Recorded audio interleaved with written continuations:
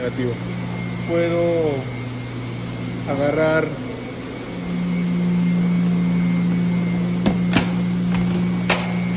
estos cables que tengo acá y puedo hacer las conexiones. Ahora, ¿ustedes saben qué tipo de conexiones se pueden realizar?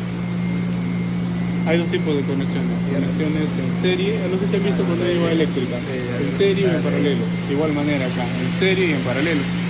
Ahora, conectar en serie tiene sus ventajas, conectar en paralelo también tiene sus ventajas, sobre todo en la potencia eléctrica que ustedes van a obtener. Imaginemos que conectado en serie te da 100 watts, en paralelo te da 150, es un decir, no es que sea cierto, pero eso es la ventaja que te da este equipo para que tú puedas hacer un estudio. Ustedes deciden en base a estudios. ¿Sabes qué? Vamos a conectar estos paneles en serie o vamos a conectarlo en paralelo. Ahora, la conexión yo les voy a enseñar cómo se realiza la conexión de estos paneles, ¿no? Pues, teniendo en cuenta eso, ustedes van a decidir, ¿no?, qué tipo de conexión van a realizar. Luego de esto, ahora ya hablando de los factores que influyen en la obtención de la potencia eléctrica, ¿por qué es importante? El objetivo fundamental de esto, ¿qué es? La radiación incide sobre esta superficie, se capta la radiación y esta va a ser transformada en energía eléctrica final. Pero para eso hay que considerar factores que influyen en la eficiencia de obtención de la potencia eléctrica. Uno de estos es, como por así decirlo, el ángulo de inclinación al cual yo voy a trabajar. O sea, no es que basta y yo me compro los paneles y los pongo nada más, ¿no? Estos tienen que ser orientados de acuerdo a las condiciones geográficas donde ustedes vayan a poner este tipo de paneles. Tienen que tener en cuenta la latitud, tienen que tener en cuenta la longitud y otros factores más que les voy a compartir un material para que ustedes los puedan analizar. Ya, entonces, ¿y cómo yo fijo este ángulo? Yo tengo acá un heliómetro en el cual me permite fijar un ángulo desde 0 hasta 90 grados. Entonces depende, ¿no? Es decir, a 0 grados o a 90, esto que es respecto a la horizontal es 90 grados, me va a generar una potencia eléctrica. ¿Será la misma esta vez si yo trabajo a 30? ¿Qué piensan? ¿Aumenta, disminuye? ¿O es igual? No sabemos, ¿no? Pero sí varía. Sí varía. Entonces, es otra variable que ustedes van a tener que definir. El ángulo de inclinación a la cual yo voy a colocar este panel. Ustedes han visto, no sé, en industrial, en la parte posterior, los paneles están así, están a un determinado ángulo.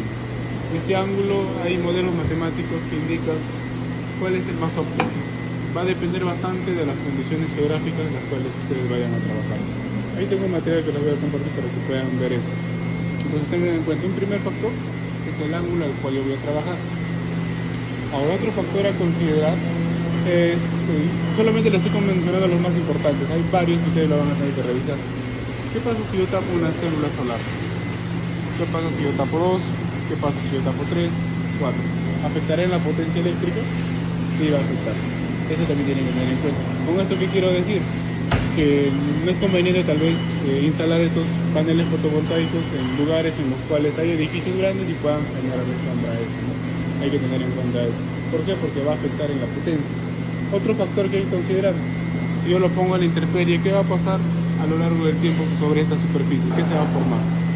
Una película de polvo, ¿no? Partículas de polvo, lo van a opacar. Entonces, ahí hay que hacer también un mantenimiento frecuente para poder dejar esta superficie limpia, ¿no?